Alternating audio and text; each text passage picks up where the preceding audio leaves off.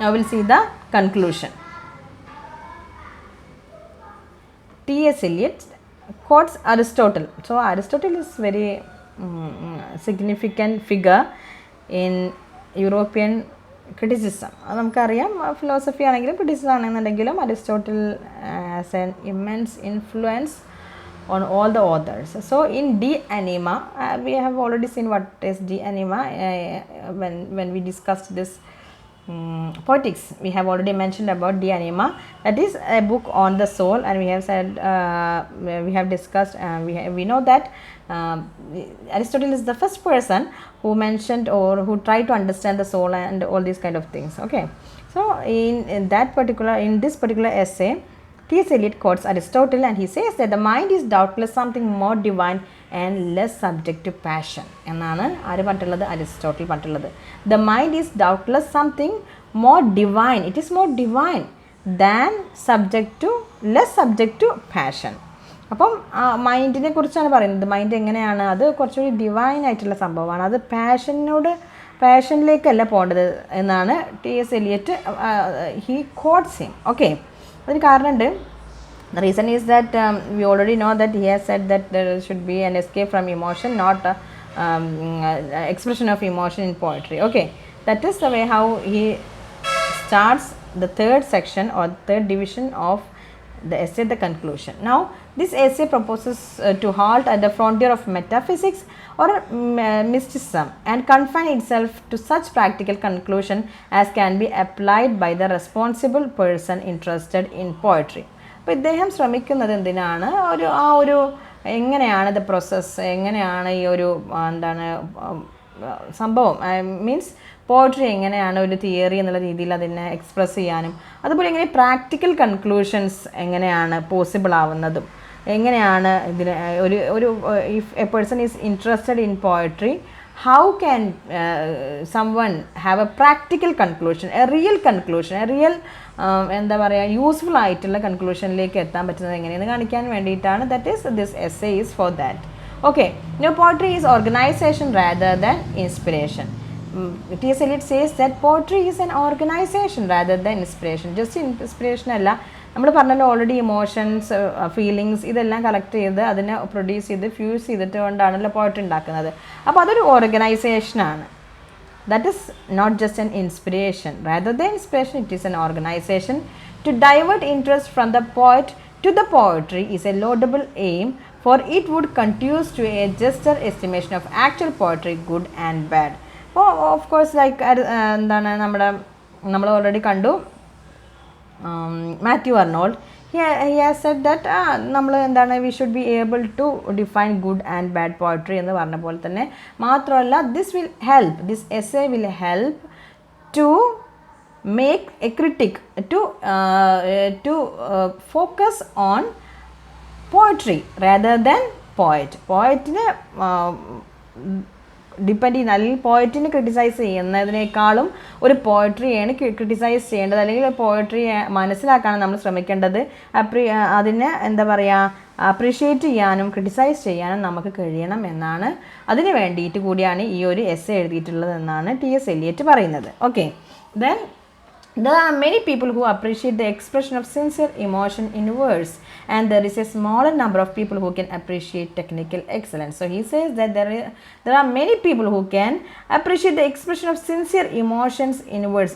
That's comparatively easier to find sincere emotion in words and to appreciate it.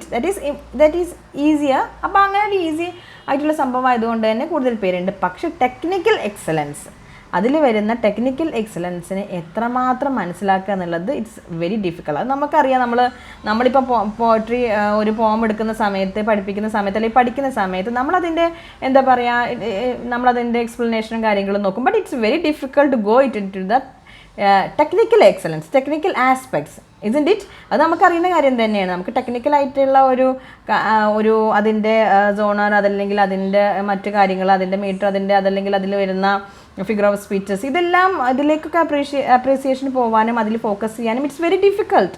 It needs expertise. നമുക്ക് കഴിവ് വേണം, നമ്മളതിന് effort എടുക്കണം, നമുക്ക് സ്കില്ല് വേണം, നമ്മൾ കൂടുതൽ എന്താ പറയുക ഡിമാൻഡിങ് ആൻഡ് ചാലഞ്ചിങ് ആണത്. അപ്പോൾ അതുകൊണ്ട് തന്നെ only a smaller number of people are ready to do that. Okay, and he says that there are many people who appreciate the expression of sincere emotion in words, but very small group to appreciate technical excellence. But very few know when there is expression of significant emotion which has its life in the poem and not in the history of the poet. പക്ഷേ ചില ആളുകൾക്ക് മാത്രം, വളരെ കുറച്ച് ആളുകൾക്ക് മാത്രമേ ഉള്ളൂ ഒരു വർക്കിൻ്റെ, ഒരു പോയട്രിയുടെ അതിൻ്റെ സിഗ്നിഫിക്കൻ്റ് ഇമോഷൻ, അതിൻ്റെ ഇംപേഴ്സണൽ ആയിട്ടുള്ള സിഗ്നിഫിക്കൻ്റ് ഇമോഷൻ്റെ എക്സ്പ്രഷൻ മനസ്സിലാക്കാൻ വളരെ വളരെ ചുരുങ്ങിയ ആളുകൾക്ക് മാത്രമേ കഴിയുള്ളൂ. അതിനെങ്ങനെയാണ്? പോയറ്റിലേക്ക് പോവാതെ, പോയറ്റിനെ നോക്കാതെ, പോയറ്റ് ഇപ്പോൾ നമ്മളിപ്പം നമുക്കതറിയാം. നമ്മളിപ്പം ഫോർ എക്സാമ്പിൾ നമ്മളിപ്പോൾ ഓട്ട് നൈറ്റിംഗേൽ അപ്രീസിയേഷൻ ചെയ്യുന്ന സമയത്ത്, അല്ലെങ്കിൽ നമ്മളതിനെ എൻജോയ് ചെയ്യുന്ന സമയത്ത്, ക്രിട്ടിക്കലി അനലൈസ് ചെയ്യുന്ന സമയത്ത് ഫോർ എക്സാമ്പിൾ നമ്മളറിയാതെ ഇങ്ങനെ അതിൻ്റെ ഇമോഷൻസ് സിഗ്നിഫിക്കൻസ് ഒക്കെ പറഞ്ഞിട്ട് പിന്നെ കീറ്റ്സ് നിന്ന് മറ്റുന്ന കീറ്റ്സിലേക്ക് പതുക്കെ അങ്ങോട്ട് പോകും അല്ലേ. That means that we have this tendency because ഒരു വർക്കിൻ്റെ അകത്ത് കടന്ന് അതിൻ്റെ ഇമോഷൻസ് മനസ്സിലാക്കിയെടുത്ത് അതിൻ്റെ സിഗ്നിഫിക്കൻ്റ് ആയിട്ടുള്ള ആസ്പെക്ട്സും എക്സ്പ്രഷനും മനസ്സിലാക്കിയെടുക്കുക എന്നുള്ളത് വളരെ ചാലഞ്ചിങ് ആയിട്ടുള്ള ഒരു കാര്യമാണ്. അപ്പോൾ നമുക്ക് ഈസിയർ ആയിട്ടുള്ള വേ എന്താണ്? We just connect it to the history of the പോയറ്റിലേക്ക് നമ്മൾ കണക്ട് ചെയ്യുന്നില്ലേ? കിഡ്സിനെയോ അതുപോലെ ഇപ്പോൾ എലിജി പഠിക്കുന്ന സമയത്ത് നമ്മൾ തോമസ് ഗ്രേയിലേക്കും കണക്ട് ചെയ്യും. അതില്ലെങ്കിൽ നമ്മൾ എന്ത് ചെയ്യും? അതുപോലെ ആ ഒരു വർക്ക്, എലിജി എന്ന് പറയുന്ന വർക്കിനെ, അതല്ലെങ്കിൽ വാലിഡിക്ഷൻ എന്ന വർക്കിനെ നമ്മളിപ്പോൾ ഓൾറെഡി കണ്ടതാണ്, കുറേ വർക്ക്സ് നമ്മൾ കണ്ടതാണ്. നമ്മൾ പറഞ്ഞ് പതുക്കെ എങ്ങനെയാണ് ആ ഒരു വർക്കിനെ ഒരു ആസ് എൻ ഒബ്ജക്റ്റ് എന്നുള്ള രീതിയിൽ, അതല്ലെങ്കിൽ അതിനെ ഒരു ഡിറ്റാച്ച്ഡ് ആയിട്ടുള്ള ഒരു എൻറ്റിറ്റി എന്നുള്ള രീതിയിൽ കാണാൻ നമുക്ക് ഭയങ്കര ബുദ്ധിമുട്ടാണ്. We usually have this tendency to get back to the poet. പോയിറ്റിൻ്റെ അടുത്തേക്ക് പോയിറ്റിനെ നോക്കുക, പോയിറ്റിൻ്റെ ഹിസ്റ്ററി നോക്കുക, പോയിറ്റിൻ്റെ ബയോഗ്രഫി നോക്കുക, അതിലേക്ക് കണക്ട് ചെയ്യുന്നത് നമ്മുടെ ഒരു ഇതാണ്. അപ്പോൾ he says that, see, this is the problem, but very few know when there is expression of significant emotion which has its life in the poem, not in the history of the poet എന്ന് പറയാനുള്ള കാരണം അതാണ്. Now the emotion of art is impersonal, and the poet cannot reach this impersonality without surrendering himself wholly to the work to be done. അതെന്താണ്? നമ്മൾ already ഇപ്പം കൺക്ലൂഷനിൽ പറയുന്നത് നമ്മൾ already നമ്മുടെ എസ്സേയിൽ പറഞ്ഞ കാര്യങ്ങൾ എടുത്ത് പറയാണ്, കണക്ട് ചെയ്യാണ് ഇദ്ദേഹം ചെയ്യുന്നത്. That is emotion of art is impersonal, and then the poet cannot reach this impersonality. ആ ഒരു ഇംപേഴ്സണാലിറ്റിയിൽ, ആ ആർട്ടിൻ്റെ സ്വന്തമായിട്ടുള്ള ആ പ്രൊഡക്റ്റ്, ആ പോയട്രിയിലേക്ക് നമുക്ക് എത്തണം എന്നുണ്ടെങ്കിൽ എന്ത് ചെയ്യണം? He cannot do it without surrendering himself. എന്താണ്? നമുക്ക് എന്തായാലും ആ ഒരു poet he should surrender himself to the work to be done. ആ ഒരു ആർട്ടിസ്റ്റ് ആ പ്രോസസ്സിലേക്ക് നീങ്ങുന്ന സമയത്ത് he should detach, he should depersonalise himself in order to achieve that emotion of art. അതല്ലെങ്കിൽ ആ ഒരു എന്താണ്, to give that impersonality to the emotion of art. Okay, he is not likely to know what is to be done unless he lives in what is not merely present, that we have already discussed. Okay, but the present moment of the past, unless he is conscious not of what is dead but of what is already living, that we have already seen. These are the things that S Eliot mentions in the conclusion. അപ്പോൾ നമ്മൾ ഇതുവരെ കണ്ടിട്ടുള്ള നമ്മുടെ already നമ്മൾ പറഞ്ഞ tradition, the concept of tradition, then the connection, basically the connection with poet, the connection of poet with the tradition, and the importance of criticism, and then the theory of impersonal